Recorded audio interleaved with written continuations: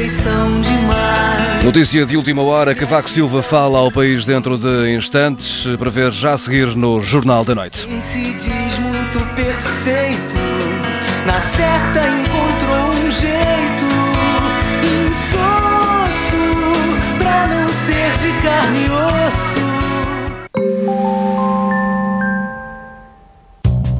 A simpatia da Paula atrai os clientes. A rapidez do Jorge atrai os clientes. E sabe o que atrai ainda mais os nossos clientes? O preço! Imagina agora que os nossos saldos estão mais do que magnéticos. Estão ultramagnéticos. Voltem sempre.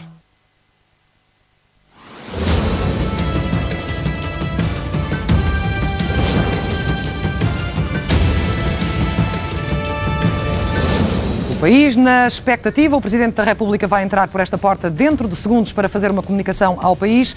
Não foi divulgado o tema. Paula Santos, boa noite. Alguma ideia das razões que levam Cavaco a dirigir-se aos portugueses? Muitas ideias e por isso o dia tem sido de muita especulação, um longo suspense à volta daquilo que o Presidente da República poderá dizer esta noite. E porquê? Porque, como tu dizias, não foi revelado nenhum tema para esta declaração e não é habitual o Presidente falar aos portugueses, sobretudo sem nós termos a noção do tema que ele vai proferir. O Presidente da República já está nesta altura preparado para fazer a declaração, aguarda alguns instantes que estejamos todos a postos. Nós, jornalistas, não estamos na mesma sala de Cavaco Silva, ele aguarda indicações para começar, nós combinamos que seria às 8 horas e 1 minuto em ponto que começaria a declaração, terá cerca de 5 a 6 minutos e vai então quebrar-se o suspense a qualquer instante. Cavaco Silva faz um compasso de espera, mais um, para que não falhe nada o Presidente na declaração aguardada de que tanto tem falado o país nas últimas horas. Cavaco Silva à espera então que lhe dê indicação para começar a falar, eventualmente de um tema que tenha sido referido nas últimas horas. Vamos ver, ouvir. Boa noite. O Tribunal Constitucional pronunciou-se pela inconstitucionalidade de várias normas do decreto que aprovou a revisão do Estatuto Político-Administrativo dos Açores.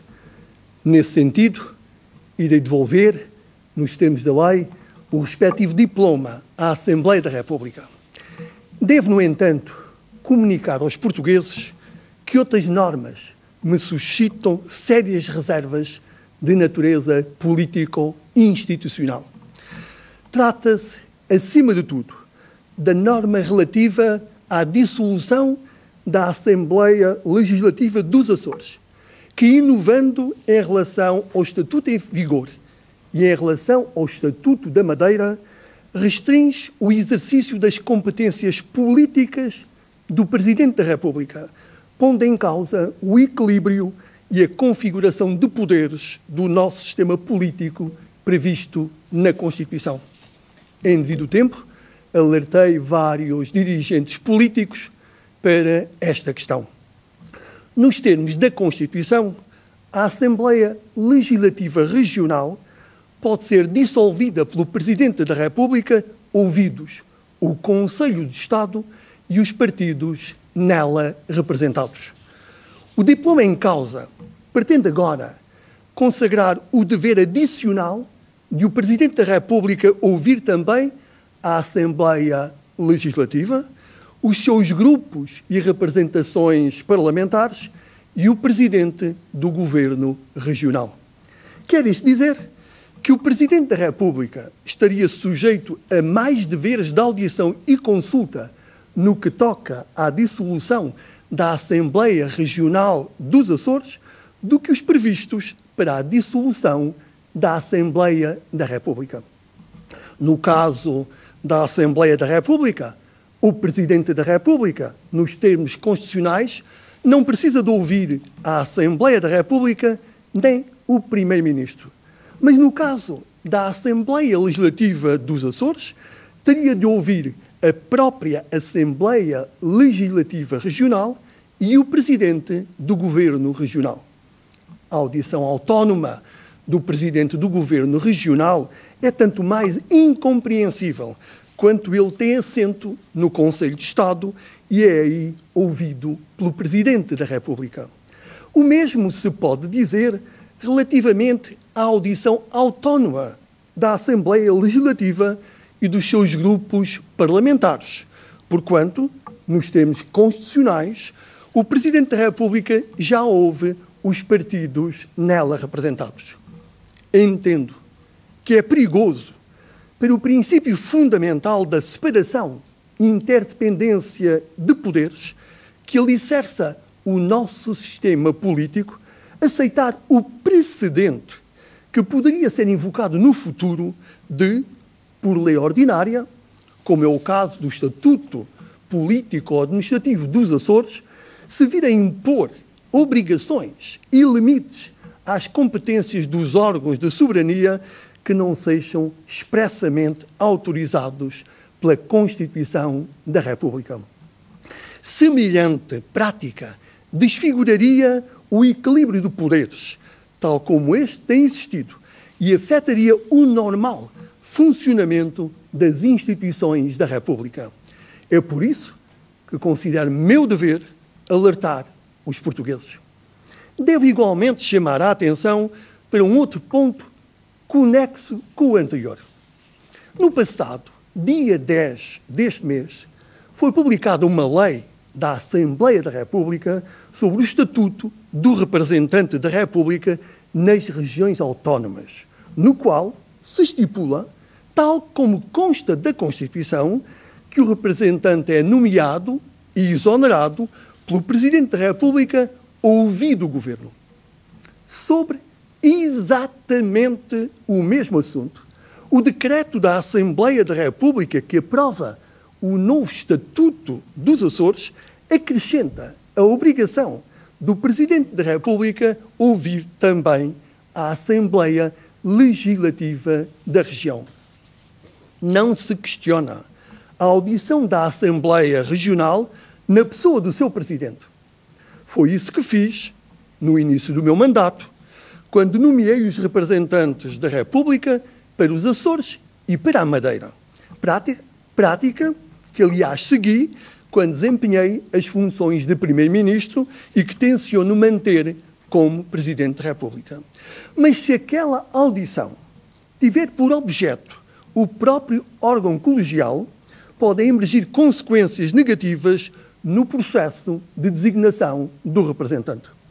Por um lado, porque pode colocar o Presidente da República no centro de um debate parlamentar regional.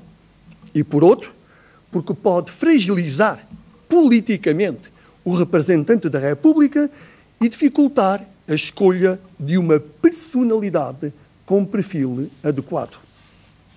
Considero ainda que merecem reponderação outras normas inovadoras constantes do Estatuto. Por um lado, o procedimento de audição qualificada, que pelas vinculações que cria para os órgãos de soberania envolvidos, restringe os seus poderes de decisão, ultrapassando em muito a regulamentação do simples direito de audição previsto na Constituição. Por outro lado, a limitação dos poderes de revisão do Estatuto pela Assembleia da República às normas que tenham sido objeto da iniciativa da Assembleia Legislativa Açoriana implica restrições excessivas ao poder de iniciativa dos deputados do Parlamento Nacional. Face à incerteza que caracteriza os tempos modernos, a possibilidade de petrificação de normas jurídicas constantes do Estatuto, ao ponto de eternizar a sua vigência, deve ser examinada com todo o cuidado. A alteração do Estatuto Político-Administrativo dos Açores visa concretizar o modelo avançado de autonomia resultante da revisão constitucional de 2004. Mas é indispensável que essa alteração se harmonize com a separação de poderes e as competências dos órgãos de soberania consagrados na Constituição da República Portuguesa. Muito obrigado. Está Assim feita a declaração de Cavaco Silva, dedicada a ela ao tema recente que, enfim, no fundo dominou a vida política, o Tribunal Constitucional a pronunciar-se pela inconstitucionalidade de várias normas do decreto do Estatuto Político-Administrativo dos Açores.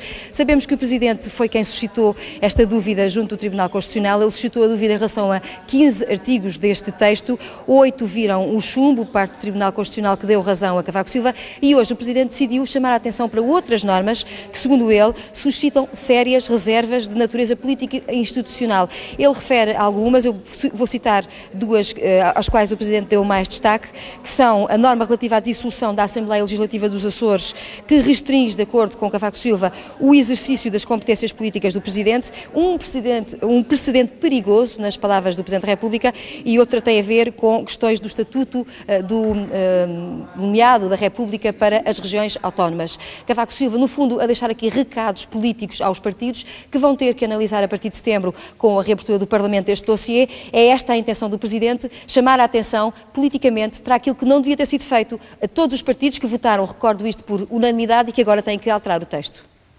Termina assim a expectativa que foi criada ao longo do dia. Mário Betancourt Rezendes, muito boa noite. Boa noite. Compreendes esta necessidade de falar ao país sobre um assunto tão denso sobre a região, enfim, político-administrativa? Eu confesso que tenho imensa dificuldade em entender a oportunidade e a forma e também a substância desta comunicação do Sr. Presidente da República. Está em causa uma matéria importante, indiscutivelmente, do ponto de vista político, mas uma matéria especializada, uma matéria semelhante a outras matérias políticas que já foram objeto, quer de vetos, quer de envio de diplomas para o Tribunal Constitucional e que nunca suscitaram esta solenidade e esta expectativa que o Presidente quis dar, quase como uma carga dramática a esta comunicação ao país. Porque o afeta diretamente no exercício das suas próprias competências? Eu tenho alguma dificuldade em perceber toda esta cenarização, sobretudo depois do que se passou na Madeira, onde o Presidente da República ouviu calado insultos à Assembleia Regional por parte do Governo Regional nas vésperas da visita oficial que fez à Madeira. Não se demarcou de uma situação que para a democracia portuguesa me pareceu bastante mais grave e bastante mais triste. E vem agora a público falar do que se passa relativamente ao Estatuto dos Açores, como se viesse dos Açores alguma ameaça ou alguma sombra de ameaça à unidade nacional ou diminuição dos poderes do Presidente. Não me parece que esteja nada disso em causa. A Assembleia da República, através da sua maioria socialista, já se dispôs a retificar os 8 artigos que foram considerados inconstitucionais pelo Tribunal Constitucional. Percebe-se que não é só isso que preocupa Cavaco. Tem também reservas políticas e isso pode querer dizer que o diploma, mesmo depois de alterado no Parlamento, pode ser objeto de veto político pelo Presidente. Ele tem essa possibilidade. Não o disse hoje, mas isso fica em aberto. Se isso acontecer, o diploma regressará ao Parlamento e aí bastará a maioria absoluta, portanto, em exercício, para que o diploma tenha que ser promulgado pelo Cavaco Silva. Se assim for, estaremos, digamos, num cenário de confronto entre a maioria e o Presidente que eu acho que não beneficia as relações que até agora têm corrido de forma relativamente fluida e pode estar, digamos, o cenário de cooperação estratégica que foi definido na campanha por Cavaco e que tem funcionado bem para o país a caminho do fim. Vamos ver se Cavaco quis ou não dar também aqui um sinal de que se quer afastar do governo de José Sócrates ou não. Tenho alguma dificuldade, compreendo, em perceber tudo isto. Apesar da importância relativizada por ti, apesar de tudo, consideras que, em termos de gestão de expectativas, a montanha pariu um rato esta noite? Eu acho que não se justificava nada desta carga dramática, nem desta cenarização, para bem falar de uma coisa, de uma matéria que, sendo importante, sem dúvida, comparada com outros registros de intervenções do Presidente da República, e ele tem tido muito cuidado em medir as suas intervenções públicas, tenho muita dificuldade em perceber toda esta carga que ele quis dar a isto. Mário, muito obrigada pelas explicações no Jornal da Noite. Este é o Jornal da Noite. Há mais para ver.